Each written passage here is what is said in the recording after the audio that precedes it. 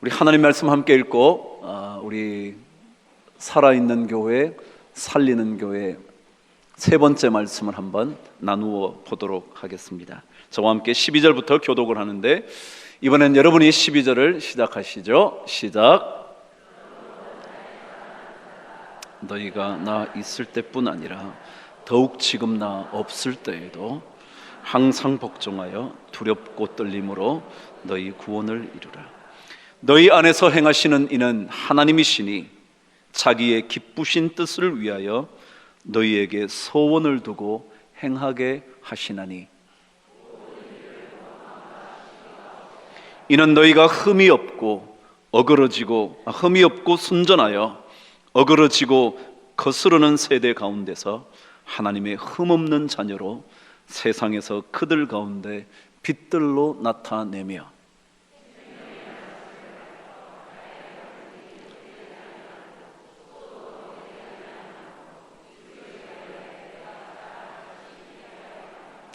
만일 너희 믿음의 재물과 섬김 위에 내가 나를 전제로 드릴지라도 나는 기뻐하고 너희 무리와 함께 기뻐하리니 이와 같이 너희도 기뻐하고 나와 함께 기뻐하라.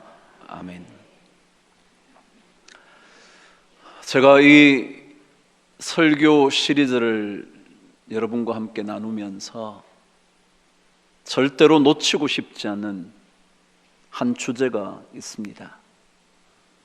당연히 살아있는 교회, 살리는 교회가 주제이긴 하지만 그 살아있는 교회와 살리는 교회의 가장 핵심적인 단어, 놓치고 싶지 않은 것 하나가 있습니다.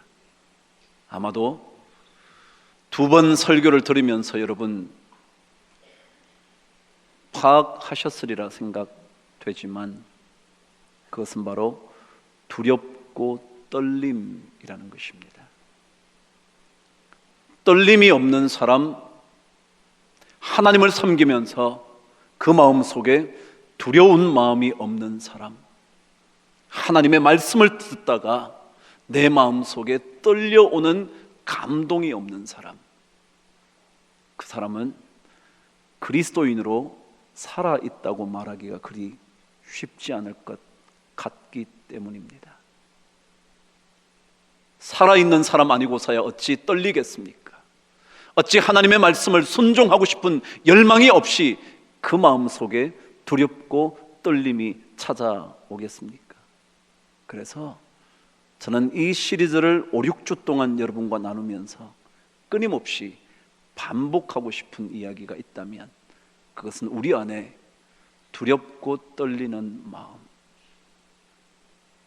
우리가 하나님께서 원하시는 것 다 이루지는 못하지만 그럼에도 불구하고 주께서 우리에게 맡기신 그 일을 감당하기 위하여 최선을 다하는, 믿음 안에서 최선을 다하는 그 마음이 바로 두렵고 떨림이라 그랬다면 우리가 이 마음 놓치지 않았으면 좋을 것 같습니다. 우리나라에 최대의 의류 산업 회사 하나가 있습니다. 이 회사는 여러분이 꽤나 잘 알고 계실 아웃도어, 바깥에 나갈 때 입는 주로 등산이라든가 운동이라든가 그런 쪽에 관련된 의류를 생산하는 회사입니다. 아마도 한때 이 브랜드가 너무 유명해서 모든 청소년들이 반드시 입어야만 했던, 입지 않으면 왕따를 당했을 정도였던 브랜드가 하나 있습니다. 노스 페이스라고요. 들어보셨나요? 꽤나 비싼 옷이었죠? 근데 이 옷을 생산해내는 회사입니다. 그렇다고 그래서 그 회사가 노스 페이스라는 회사가 아니고요, 요즘은 주문자 생산 방식이라는 것이 생겼습니다. 그러니까 노스 페이스라는 회사가 우리는 이러이러하게 옷을 만들었으면 좋겠고, 이런 재질을 쓰고 이런 내용물을 집어넣어서 이렇게 만들어줬으면 좋겠다 요청을 해서 그 요청 따라, 주문 따라 가장 잘 만든 회사를 선정해서 만들고 나면 거기에 노스페이스라는 상표를 붙이게 되는 거죠. 그것만이 아니라 여러분이 잘 알고 계시는 아디다스라는 유명한 스포츠 의류요, 그것만이 아니라 랄프 로렌이라는 거 여러분 아시죠? 말 타고 이렇게 가는 거, 그림 같은 거요. 그런 회사의 옷을 주문받아 생산하는 회사입니다. 1년에 만들어내는 옷이 얼마 정도 되냐 하면 5천만 벌이랍니다. 안 놀라실 줄 알았습니다. 여기는 약간 놀랐는데, 그래서 매출이 어느 정도 되냐 하면 2조를 넘깁니다. 옷을 만들어서. 교육의 효과는 이렇게 높습니다. 2조를 넘겨서 영업이익이 1890억, 작년에. 굉장한 회사이죠. 그 회사의 꿈이 올해는 1억 5천만 벌. 그렇지 않아도 이미 전 세계의 최고의 의류 제조 회사인데 1억 5천만 벌을 만든다면 그야말로 어느 누구도 따라올 수 없는 최고의 회사가 될 거라는 겁니다. 그런데 이 회사의 이름이 영원무역이라는 회사입니다. 영원하다고요. 이 회사는 언제인가 여러분에게 한번 말씀을 나눈 적이 있지만 성기학이라는 장로님께서, 크리스천인 그분이 운영해가는 회사이죠. 1974년에 창업을 했는데 40년이 넘도록 한 번도 영업이익이 아래로 떨어져 본 적이 없는 회사랍니다. 매년 영업이익이 늘어난 거죠. 몇 년 동안요? 40년이 넘도록. 74년이라면 42년, 3년쯤 된 회사가 매해마다 영업이익이 늘어간 회사라는 겁니다. 놀랍죠? 그런데 그분이 이렇게 말합니다. 1974년 창업 이래 40년간 한 해도 빠짐없이 흑자를 기록했지만 지금도 시장에서 버림을 받을까 두렵습니다. 그랬습니다.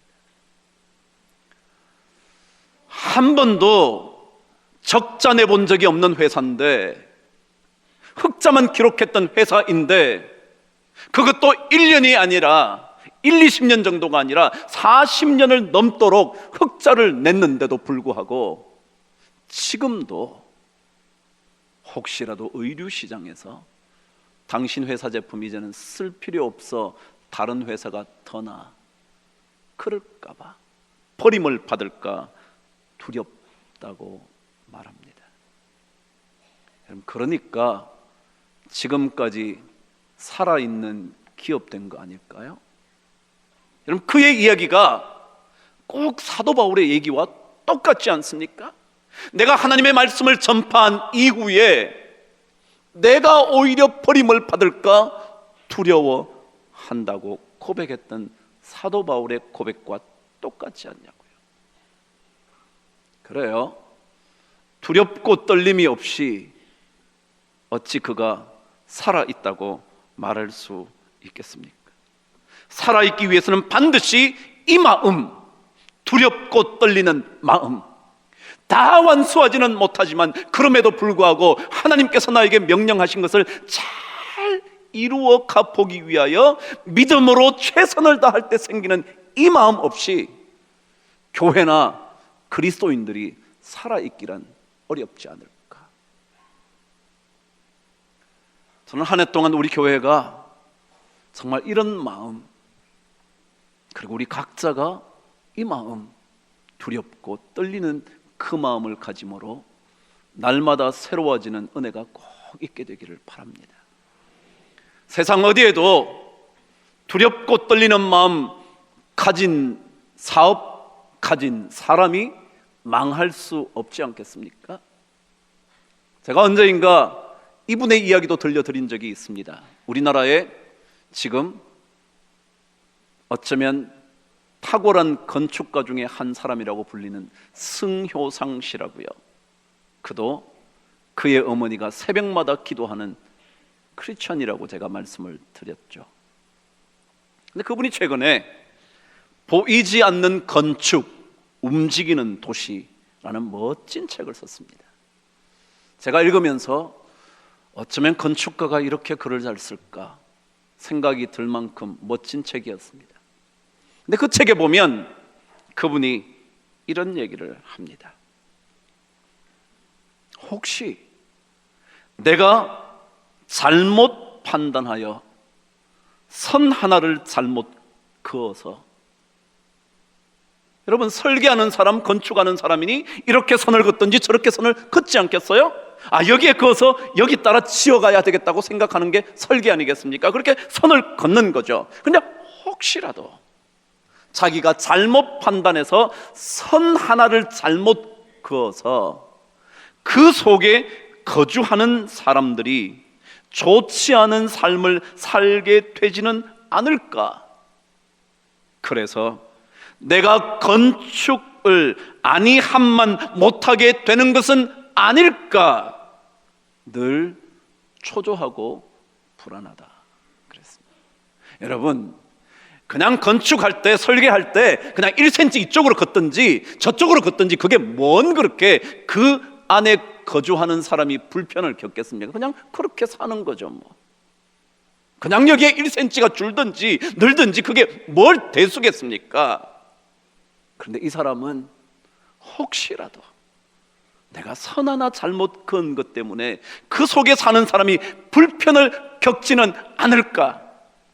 차라리 이 사람이 건축하지 않고 대략 짓는 게 낫지 않았을까? 건축가가 뭔 필요가 있어? 라고 말할까 봐 늘 불안하고 초조하대요. 여러분, 이런 마음이요, 여러분과 제가 늘 사는 삶이잖아요. 늘 오시는 교회고요, 늘 가시는 직장일 테고요, 늘 머무르는 집안일 테지만, 그러나 그 속에서 이런 마음이요, 혹시라도 내가 있어서 이 가정이 불편하지는 않을까? 혹시 내가 아버지 어머니에게 불편한 존재가 되고 있는 것은 아닐까? 내 말 한마디 때문에 내 자식이 마음속에 분노를 느끼지는 않을까? 그런 마음이요, 그런 마음을 가질 때 그 사람의 가정과 그 사람 그리고 그 가족 멤버들이 어쩌면 좋은 인생을 경험하게 되지 않을까? 이런 게 살아있는 가정, 살아있는 교회 아니겠습니까? 오늘 성경 말씀을 읽으면서는 그렇다면 왜 우리가 이런 삶을 살아야 될까? 그 이유가 뭘까? 성경은 우리들에게 가르쳐 줍니다. 15절 저와 함께 말씀을 읽겠습니다. 시작. 이는 너희가 흠이 없고 순전하여 어그러지고 거스르는 세대 가운데서 하나님의 흠없는 자녀로 세상에서 그들 가운데서 빛들로 나타내며. 무엇 때문이라고 성경은 말하느냐 하면, 우리가 그렇게 살아 있어야 하는 이유, 두렵고 떨림으로 이 살아있음을 견지해야 하는 이유는 우리가 이 세상 속에서 빛들로 나타나기 위해서다. 하나님은 우리에게 세상 속에서 빛으로 살아가게 되는 소원을 두시고 우리 안에 행하시는 분이라는 거죠. 어두운 세상 속에서 우리가 있음으로 인하여 조금은 더 밝아질 수 있도록, 이 땅에 수많은 교회들이 있지만 이 강북저희 교회가 이곳에 있음으로 인하여 이 주변이 조금이라도 밝아질 수 있도록 하기 위하여 하나님은 이 공동체를, 그리고 여러분과 저를 여기에 두셨다는 사실 때문에 빛들로 나타나기를 원하시기 때문에 우리는 두렵고 떨림으로 항상 복종하여 구원을 이루어 가야 한다는 겁니다. 사실 주님께서 말씀을 시작하셨던 그 처음의 이야기에 산상수훈이라는 게 있지 않습니까? 크게 보면 주님께서 우리를 향하여 뭐라고 그러셨냐면, 너희는 세상의 빛이라. 산 위에 있는 동네가 숨겨지지 아니할 것이요. 우리는 빛인데 이미 드러나 있는 산 위에 있는 동네나 마찬가지인데 결코 숨겨질 수 없는 존재인데 빛으로 살아가야 하는 존재인데 라고 주님은 말합니다. 그렇잖아요. 여러분과 저 예수 믿는 사람이잖아요. 제가 언젠가 질문했죠. 주변 사람들이 여러분 예수 믿는 사람이라고 알고 계시냐고. 거의 다 알고 있어요. 말하지 않아도 왠지 알 수 있어요. 자기도 모르게 식당에 가서 기도하다 보면 아, 쟤 예수 믿는구만. 그렇게 드러나 있는 존재인데 그 존재는 빛으로 나타내야 한다고 말씀하십니다.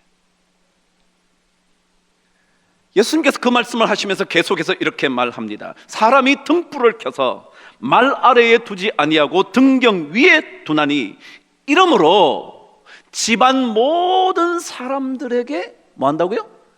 비친다. 여러분, 우리가 있음으로 집안이 좀 환하게 되냐고요? 제가 늘 묻고 싶은 질문이죠. 그건 저에게요. 제가 그 가정의 남편으로 아버지로 사는데 내가 있음으로 진짜 집안이 환하게 밝아지냐고요. 이같이 너희 빛이 사람 앞에 비치게 하여 그들로 너희 착한 행실을 보고 하늘에 계신 너희 아버지께 영광을 돌리게 하라. 그래요. 우리가 빛으로 드러나는 것, 그것이 하나님께 영광이 된다는 거죠. 여러분 모임 있으시죠? 우리 교회 모임도 있고요, 여러분 모임도 있을 테고요, 여러분의 교회 안에서 활동하는 모임도 있을 테고요. 그 모임에 진짜 내가 있으므로, 아니 나의 착한 행실을 봄으로써 나의 두렵고 떨려 하면서 복종하는 삶을 보면서 하나님 아버지께 영광을 돌릴 수 있는가, 그걸 늘 생각하는 사람이 살아있는 사람이겠죠. 하나님은 그렇게 우리로 하여금 빛으로 살아갈 수 있기를 원하신다는 거죠. 지난번에 글을 하나 읽는데 제가 예전에 한 얘기와 비슷한 얘기 하나가 적혀져 있더군요. 우리나라가 어떤 특징이 하나 있냐면 욕을 너무 잘하는 사회라. 욕을 너무 잘하는데, 욕을 너무 잘한대요. 참 이상하죠. 여러분 구호도 참 섬뜩하잖아요. 그런데 참 이상하고 놀라운 것은요, 욕을 하면서 사람들이 왜 욕을 하느냐면 자신은 욕을 해도 괜찮은 사람이라고 생각을 하는 경우가 많다는 거예요.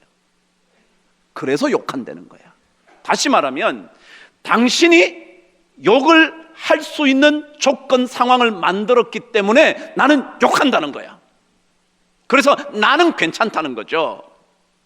욕을 하게 만든 당신이 문제지. 그래서 막 욕을 한다는 거예요. 여러분 그런 사람에게 두렵고 떨림이 있을까요? 당신이 잘못해서, 이 사회가 이런 사회여서 나는 욕해도 돼 라고 생각하는 그 사람에게 두렵고 떨림이 있겠냐고요. 그런 사람이 빛을 드러낼 수 있을까요? 오히려 그것으로 인하여 점점 더 이 사회는 어두워지는 것 아니겠습니까?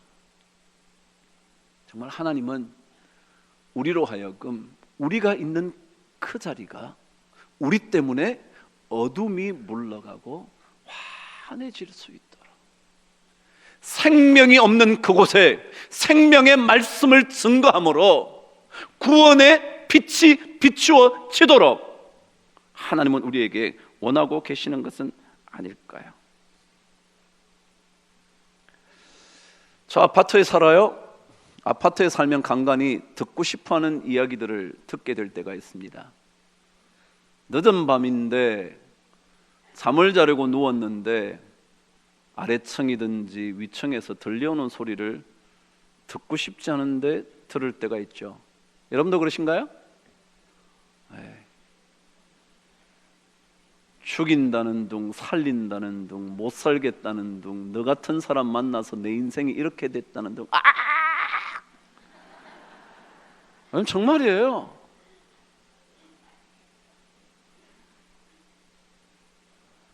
조금 전에 글을 썼다는 그분도 그런 일들을 경험해서 자기 친구들 모임에 가서 이런 일을 겪었다고 그랬더니 자기 아파트에도 그런 사람이 너무 많다는 거예요.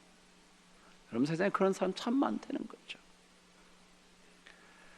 정말 우리가 있음으로 인해서 조금이라도 어두움이 떠나갈 수만 있다면 그것이 어쩌면 하나님께서 우리에게 소원을 두고 행하게 하시는 것 아닐까 생각이 듭니다. 자, 그렇다면 우리가 빛으로 나타나는 인생을 살려면 먼저 하나 깨달아야 하는 게 있습니다. 오늘 성경 다시 한번 저와 15절 말씀을 읽도록 하겠습니다. 시작. 이는 너희가 흠이 없고 순전하여 어그러지고 거스르는 세대 가운데서 하나님의 흠없는 자녀로 세상에서 그들 가운데 빛들로 나타내며. 15절은 뭐라고 설명하느냐 하면 우리가 살고 있는 세대는 어그러지고 거스르는 세대라고 기록합니다. 다시 말하면 우리가 빛으로 살아가려면요, 하나 먼저 생각해야 되는 것이 우리가 살고 있는 이 세대는, 이 시대는 어그러지고 거스르는 세대이구나. 이런 세대에 필요한 것은 빛이구나. 이걸 알아야 된다는 거예요. 어그러졌다는 얘기는요, 굽었다는 겁니다. 바른 길을 가지 않고 엉뚱한 길을 간다는 겁니다. 거스른다는 말은 완전히 뒤집어졌다는 겁니다. 다시 말하면 전복된 거죠. 이걸 가리켜 가치가 전복된 사회, 가치가 완전히 뒤바뀐 겁니다. 이렇게 사는 건 손해라는 거죠. 그렇게 안 사는 게 당신에게 이익이라는 거예요. 그렇게 살면 당신은 바보 취급받는다는 거예요. 그럼 동성애를 성경은 죄라 말합니다. 제가 죄라고 말하는 게 아니고요, 성경이 죄라고 말합니다. 제가 동성애하는 사람을 죄인이니까 너는 이 근처에도 오지 마, 그런 게 아니고요, 그것이 잘못됐다는 것을 말해야 합니다. 근데 제가 말하면요, 어쩌면 잡혀갈지 몰라요. 누가 고발하면요, 잡혀갈지 몰라요. 왜요? 가치가 전복된 사회거든요. 로마서 1장에 보면 하나님을 떠난 사람들의 특징 중에 하나를 모든 것을 순리대로 쓰지 않고 영리로 사용하는데 남자가 남자를, 여자가 여자를, 그렇게 적혀 있어요. 이게 바뀌었다는 거죠. 이게 그러면서 계속 포장을 하는 거죠. 그 사람들의 인권도 찾아줘야지. 맞아요, 저도 그렇게 생각해요. 그 사람이라고 버림받았어야 되겠습니까? 그렇지만 잘못된 것을 얘기하고 고쳐야죠. 그 길이 아니라고, 진짜 좋은 길이 여기 있다고 말해야 되는 거 아닌가요? 이게 이런 세대라는 거죠. 이런 세대에 우리가 살고 있다는 거죠. 저도 60을 바라보고 있어요. 저보다 더 오래 사신 분들은 정말 옛날보다 우리가 얼마나 좋은 세상에서 살고 있는지를 다 알고 계실 거예요. 그래, 진짜 좋아졌어. 그러나 여러분, 좋아진 것만 같지는 않나요? 허태균이라는 고려대학교 심리학과 교수님이 글을 썼어요. 그 글을 읽다가 얼마 전에 제가 이 강북 지역의 강북구의 국회의원을 만나서 식사를 했어요. 그분 얘기를 듣는데 이런 얘기를 하더라고요. 당신이 어떤 당내에서 자기 당내에서 이런 의견을 발표했대. 그랬더니 그 의견에 반대하는 무리들 그리고 그를 지지하는 사람들이 자기에게 막 은행 구좌에다가 돈을 넣는데 얼마나 넣느냐면 18원을 넣는다는 거야. 왜 18원을 넣었을까요?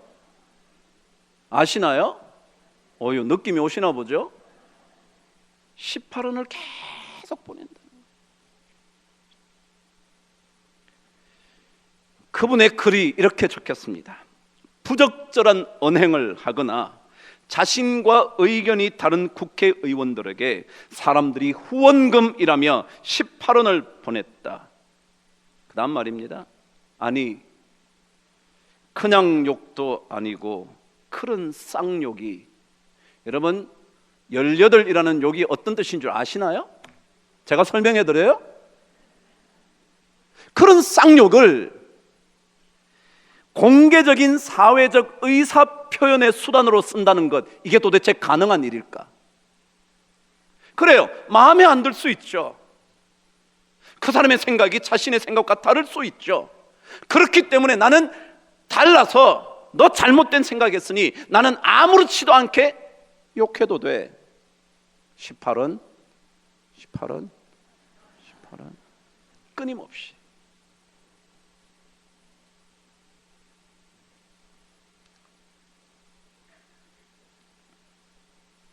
그분의 얘기입니다. 단지 그 국회의원의 은행이 얼마나 잘못됐는지 혹은 자신이 그 의원의 의견에 얼마나 반대하는지를 알려주기 위해서 강력한 의사표현 수단이 만일 필요하다면 그냥 이론만 보내도 되는 거 아니에요?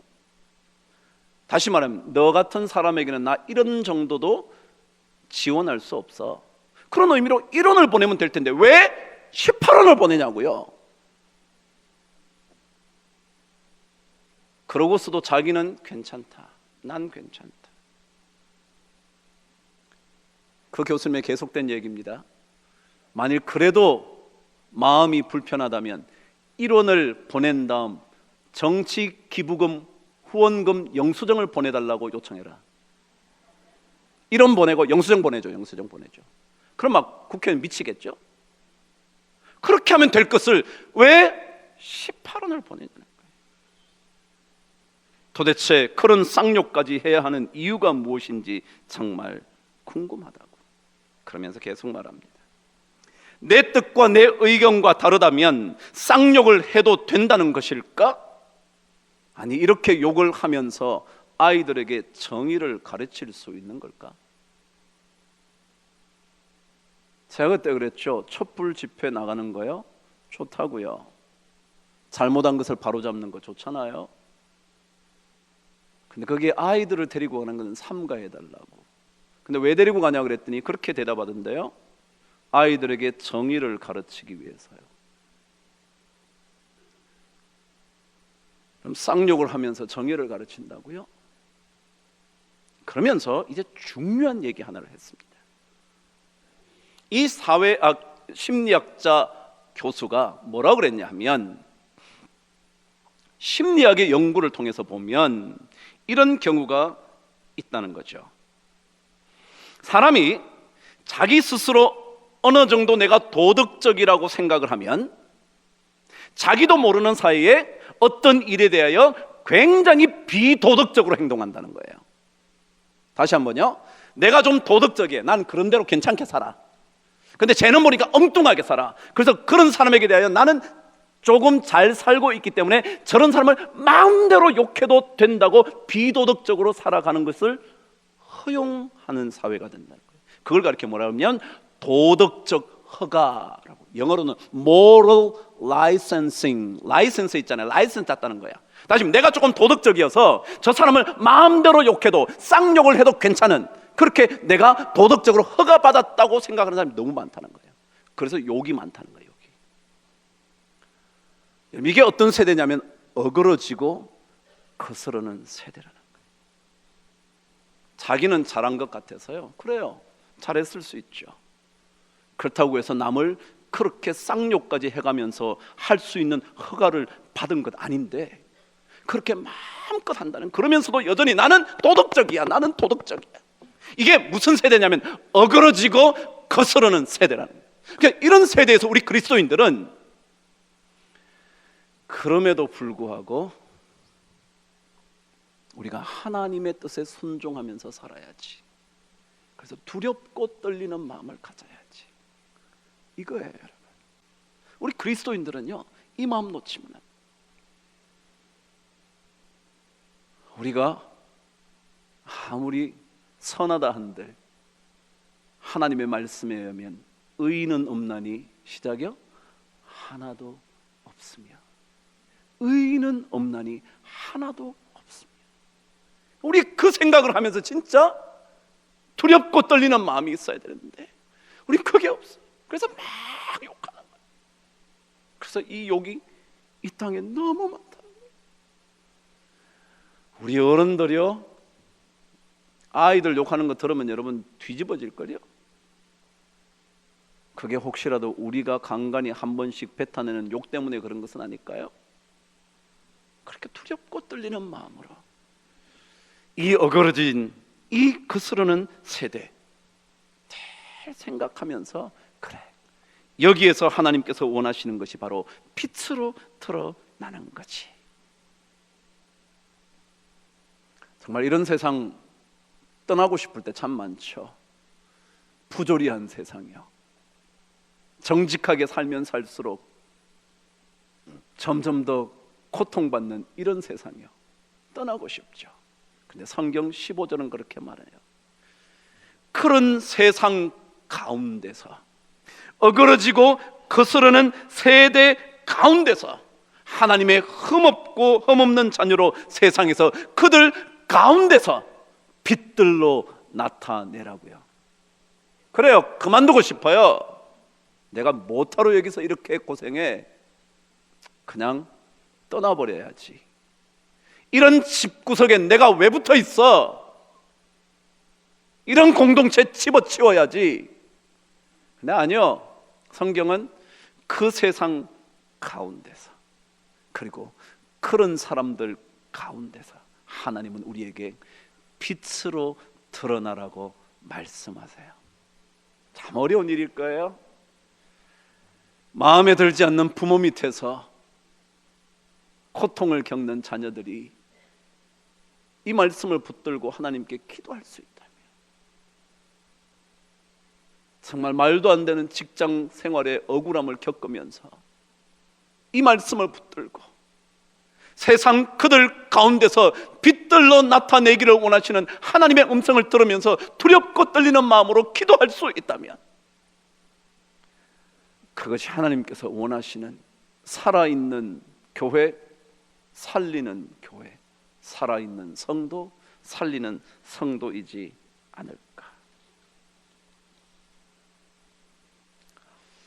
바로 이 빛으로 드러나기 위하여 성경은 우리에게 오늘 말씀 이 하나 먼저 묵상하고 다음 줄로 넘어갑니다.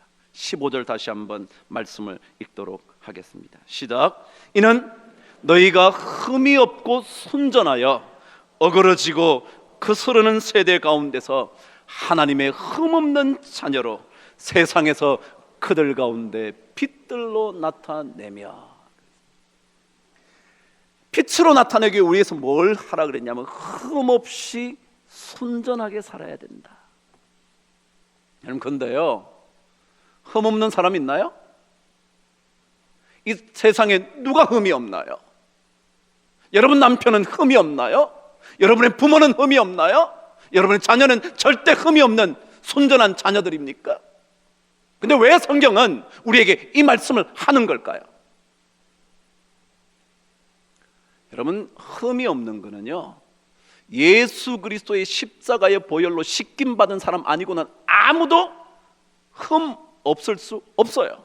그렇다면 우리는 사실은 다 흠이 없어요. 그럼에도 불구하고 우리는 또다시 구원받은 그 감격의 삶을 살 때 여전히 흠이 생겨요. 그럼 어떡할 건데요? 그래서 성경은 흠이 없고 순전하다는 말의 의미를 우리가 그래서 흠 전혀 없는 무균 상태로 되는 그런 것을 의미하기보다 좀 더 철저해지라는 말일 거예요. 그렇지 않았다면 너희 구원을 이루라고 말씀하실 이유가 없었을 거예요. 그래서 좀 더 철저해지는 거예요. 좀 더. 작년보다는 올해가, 어제보다는 오늘이, 오늘보다는 내일이 조금은 더, 그래, 내가 그렇게 말 안 했어야 됐는데, 내가 그렇게 행동하지 말았어야 했는데, 한 번만 더 나를 돌아보는 겁니다. 한 번만 더 내 자리를 살펴보는 겁니다. 한 번만 더 내 입술에 말에 재갈을 물려보는 겁니다. 한 번만 더 내 마음을 살펴보는 겁니다. 한 번만 더. 그래서 우리의 자리를 거룩한 성소로 만들어 가는 거죠. 우리 가정을 더 거룩한 하나님의 천국으로 만들어 가 보는 거죠. 우리 이 교회를 더 깨끗한 교회로 만들어 가려고 두렵고 떨리는 마음으로 복종해 보는 거죠. 정말 쌍욕 대신 우리의 입술을 조금은 더 거룩하게 지켜보는 거죠. 정약용이라는 사람 아실 거예요? 제가 이분 얘기만 하고 말씀을 마쳐보죠. 그를 아껴주었던, 그의 재능을 인정해 주었던 정조가 세상을 떠나고 나자 정치적인 소용돌이에 휘말려 그는 유배를 가게 되죠. 18년의 세월 전남 강진으로 가죠. 오늘은 18이 참 많이 나옵니다. 강진으로 가요. 근데 강진으로 내려가는데 그 강진 근 20년의 생활, 내려가자마자 시작한 처음 4년 머물렀던 장소가 있었습니다. 그곳 이름을 정약용이 이름을 지었습니다.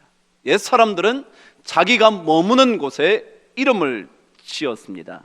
당호라 그러죠. 집당자의 이름 호자요. 그러니까 집 이름을 짓는 겁니다. 내가 4년 동안 머물렀던 그곳 이름을 무엇으로 지었냐면 사의제라고 지었습니다. 사는 넉사자고요, 의자는 마땅할 의자, 그리고 제자는 집제자입니다. 그러니까 네 가지 마땅한 것을 행하는 집이라고 이름을 지었습니다. 그리고는 그 마땅히 해야 할 네 가지를 이렇게 말했습니다. 무엇보다 생각을 더 맑게, 그러니까 맑은 생각, 깨끗한 생각이요. 두 번째, 몸가짐을 좀 더 장중하게. 몸가짐 외모라고 얘기할 수도 있겠네요. 어휴, 저런 설명까지 다 내주시고 감사해요. 네. 세 번째가 그러기 위해서 조금 더 말을 줄이는 게 좋겠다. 과묵한 말. 그 마지막이 신중한 몸가짐. 그랬어요. 한번 생각해 보시죠. 멀쩡하게 잘 있다가 왕이 떠났다고 정치적인 역적이 되어 유배를 갔는데 그 사람의 입에서 어떤 말이 나올 것 같으세요? 그 사람이 생각이 얼마나 복잡하겠어요. 그런데 그럴수록 뭐라고요? 맑은 생각. 그래서 아무렇게나 살고 싶은 그때 내 몸가짐 신중하게, 내 외모를 장중하게, 그리고 함부로 말하지 않겠다고, 이걸 마땅히 해야겠다고 생각했다는 거죠. 자기가 머무는 그곳, 여러분과 제가 머물게 되는 그곳, 가정이든지 일터든지 혹은 이 교회 공동체이든지 그곳이 정말 하나님께서 원하시는 그런 곳으로 만들기 위하여 한 번은 더 정말 흠이 없어지려고 애써보는 그것, 다는 완수하지 못하지만 믿음으로 최선을 다해 볼 때 생기는 그 두려움과 떨림으로 하나 둘씩 일구어 갚보는 것. 그래서 빛이 되어 어그러지고 거스르는 세대를 조금이라도 밝게 만들어 가는 것. 여러분, 우리 살고 있는 공간을 조금 더 거룩하게 할 수 있게 되기를 바랍니다. 그리고 정말 하나님의 성령이 거하시는 우리 몸을 조금 더 거룩하고 흠이 없도록 만들어 빛으로 살아갈 수 있게 되기를 바랍니다. 그래서 하나님께서 우리 교회를 통해서, 그리고 여러분을 통해서, 우리를 통해서 살리는 교회가 꼭 될 수 있도록 우리에게 소원을 두시고 행하실 때 그것을 이룰 수 있는 우리 모두가 되기를 주의 이름으로 축복합니다. 기도하겠습니다.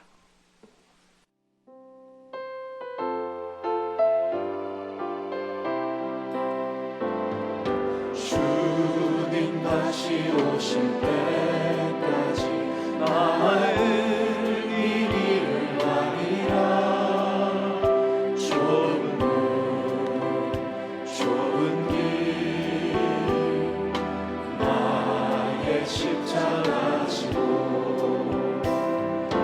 나의 가는 이 길 끝에서 나는 주님을 보리라. 영광의 내 주님